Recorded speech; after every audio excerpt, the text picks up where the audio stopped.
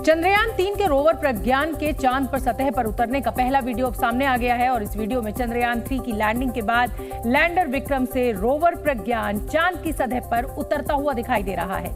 Rover प्रज्ञान पर तिरंगा लगा हुआ है। लैंडर विक्रम रोवर प्रज्ञान के हर मूव को कैप्चर कर रहा है। ये वीडियो बेहद शानदार है। तो आगे हम आपको बता दें कि चंद्रयान 3 के साथ गए रोवर प्रज्ञान ने गुरुवार को चांद की सतह पर चहलकदमी शुरू कर दी। आज इसरो ने प्रज्ञान रोवर से जुड़ा हुआ एक वीडियो भी जारी किया, जिसमें वो लैंडर विक्रम से चांद की सतह पर उतरता हुआ दिखाई दिया। इस वीडियो को विक्रम लैंडर के कैमरे से लिया गया। 21 सेकंड के वीडियो में उस लम्हे को दिखाया गया जब प्रज्ञान रोवर ने चांद के साउथ पोल पर उतरकर एक्सपेरिमेंट करने की शुरुआत की। वीडियो में प्रज्ञान रोवर लैंडर के रैंप पर धीरे धीरे उतरने के बाद चांद की सतह पर चलते हुए दिखाई दिया। इस दौरान प्रज्ञान रोवर पर अशोक चिन्ह और तिरंगा साफ साफ दिखाई दिया। इसरो ने बताया कि ये वीडियो 23 अगस्त को चांद पर विक्रम की सफल लैंडिंग के बाद का है, जब रोवर चांद की सतह पर उतरा था। इसरो ने लैंडिंग के करीब 14 घंटे बाद रोवर के बाहर निकलने की पुष्टि की थी और आज सुबह उसे जुड़ा एक वीडियो भी जारी किया। चांद पर उतरते वक्त 26 किलो वजनी और 6 पहियों वाले रोवर के सोलर पैनल खुले हुए थे। दरअसल चांद की सतह पर उतरने से पहले रोवर ने सूरज की किरणों से एनर्जी लेकर खुद को चार्ज किया था। वीडियो में रोवर के पिछले पहियों में इसरो का लोगो और भारत का राष्ट्रीय चिन्ह अशोक स्तंभ भी नजर आया। जैसे ही रोवर चंद्रमा पर उतरा तो उसके पहियों ने चांद की मिट्टी पर इन प्रतीकों की छाप छोड़नी शुरू कर दी। खास बात यह भी है कि चंद्रमा का वातावरण नहीं होता, इसलिए बहुत लंबे समय तक चंद्रमा की धरती के ऊपर ये इसरो का निशान और भारत का राज्य चिन्ह अंकित होगा। चांद की सतह पर उतरे रोवर में 2 उपकरण लगे हैं जो साउथ पोल पर पानी और अन्य कीमती धातुओं की खोज में मदद करेंगे।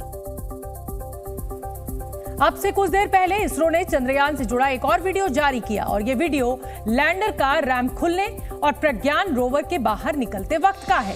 इसमें प्रज्ञान रोवर का सोलर पैनल भी खुलते हुए दिखाई दे रहा है। 19 सेकंड के इस वीडियो में विक्रम लैंडर से रैंप बनने और प्रज्ञान रोवर का सोलर पैनल खुलने तक की गतिविधि दिखाई दी है। इसके ठीक बाद का वीडियो इसरो सुबह ही रिलीज कर चुका है, जिसमें प्रज्ञान को लैंडर के रैंप पर चलकर चांद की सतह पर उतरते हुए दिखाया गया है।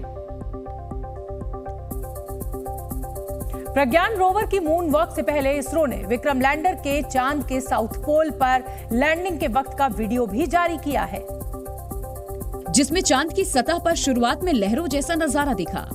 लैंडर के चांद की सतह के पास पहुंचते ही वहां कई बड़े और छोटे गड्ढे साफ साफ नजर आए। लैंडर और रोवर के चांद की सतह पर उतरने के बाद उन पर मौजूद सिस्टम ने एक के बाद एक प्रयोग करने शुरू कर दिए। इस दौरान रोवर प्रज्ञान 1 सेमी प्रति सेकंड की गति से चल रहा है और अपने आसपास की चीजों को स्कैन करने के लिए नेविगेशन कैमरों का इस्तेमाल कर रहा है।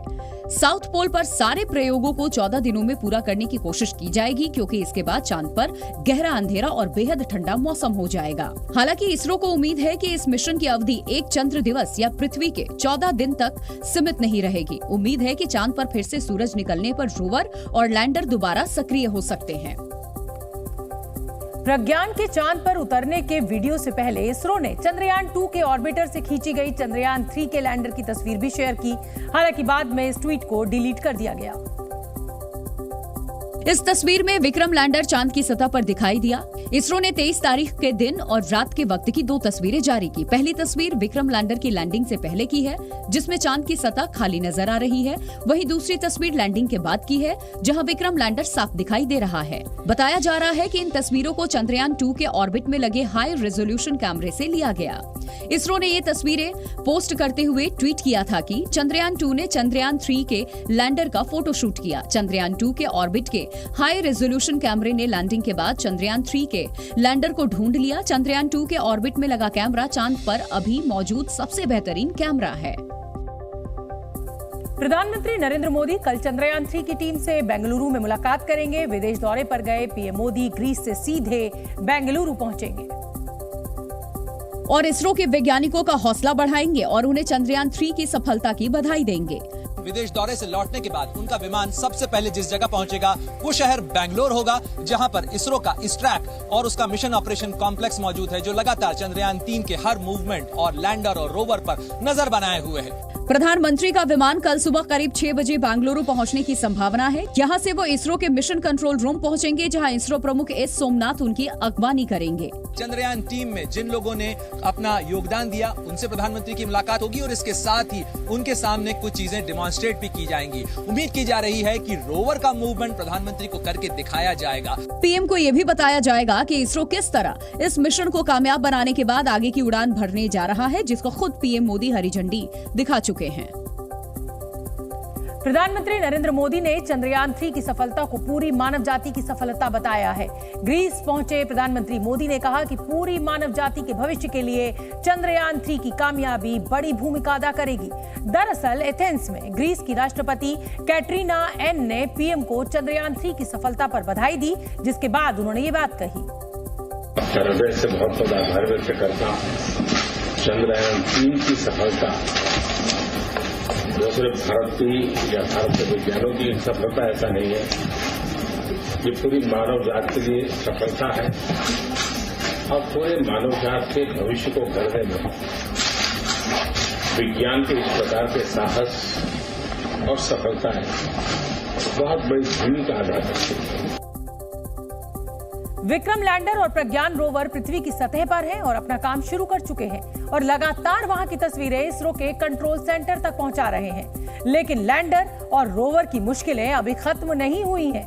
पहला अहम पहलू यह है कि रोवर और लैंडर का कम्युनिकेशन सिस्टम दुरुस्त रहे और अपना काम करता रहे, जिसके लिए लैंडर में लगे एक्स बैंड एंटीना का ठीक से काम करते रहना बेहद जरूरी है। दूसरा अहम पहलू, रोवर, लैंडर और इसरो कमांड सेंटर के बीच संपर्क बना रहे, क्योंकि रोवर अपनी जानकारी लैंडर तक पहुंचा रहा है और लैंडर उस जानकारी को इसरो के कमांड सेंटर तक। तीसरा अहम पहलू, लैंडर और रोवर चंद्रमा की सतह पर पूरी तरह सेहतमंद और स्थिर रहे, क्योंकि चांद की सतह पर अक्सर भूकंप आते रहते हैं और ऐसे में लैंडर का अपने पैरों पर खड़े रहना और रोवर के निर्धारित दायरे में रहना बेहद जरूरी है। अगर चांद की सतह पर बढ़ते वक्त रोवर किसी चट्टान में फंस गया या गड्ढे में गिर गया तो मिशन खतरे में पड़ सकता है। चौथा पहलू है पावर सप्लाई का बने रहना, क्योंकि इसके बिना कुछ भी नहीं हो सकता। इसलिए लैंडर और रोवर को पूरी तरह सौर ऊर्जा से काम करने के अनुकूल बनाया गया है। लेकिन अगर इस पावर सप्लाई में अगले 14 दिनों के भीतर कोई गड़बड़ी हुई तो मिशन बेकार हो सकता है। चंद्रयान 2 की नाकामी पर भारत का मजाक उड़ाने वाली पाकिस्तान की आवाम अब होश में बात कर रही है। पाकिस्तान की आवाम को एहसास हो चुका है कि हिंदुस्तान उनके मुल्क के 100 साल आगे निकल चुका है। लिहाजा पाकिस्तानी हिंदुस्तान से सीखने और आगे बढ़ने की बात करते नजर आए। विकास की बात करने वाले इन लोगों ने भारत की जमकर तारीफ की। बात बात पर जहर उगलने वाला पाकिस्तान आज भारत के कसीदे पढ़ रहा है, सिर्फ इसलिए कि हिंदुस्तान ने अपने दृढ़ संकल्प के जरिए वो कर दिखाया जिसे आज तक दुनिया का कोई देश नहीं कर पाया। यही नहीं, चांद के साउथ पोल पर उतरने के बाद भारत अब सूरज पर मिशन भेजने को तैयार है और भारत के इस मिशन आदित्य L1 की पाकिस्तान में भी चर्चा हो रही है। पाकिस्तान के लोगों का मानना है कि सूरज पर जाना लगभग नामुमकिन है, लेकिन भारत इस नामुमकिन को मुमकिन भी कर सकता है। मिशन आदित्य L1 से वास्तविक समय में सौर गतिविधियों और मौसम से जुड़ी जानकारियां जमा की जाएंगी, जबकि भारत का अंतरिक्ष यान सूर्य की विभिन्न परतों का निरीक्षण करने के लिए 7 पेलोड ले जाएगा।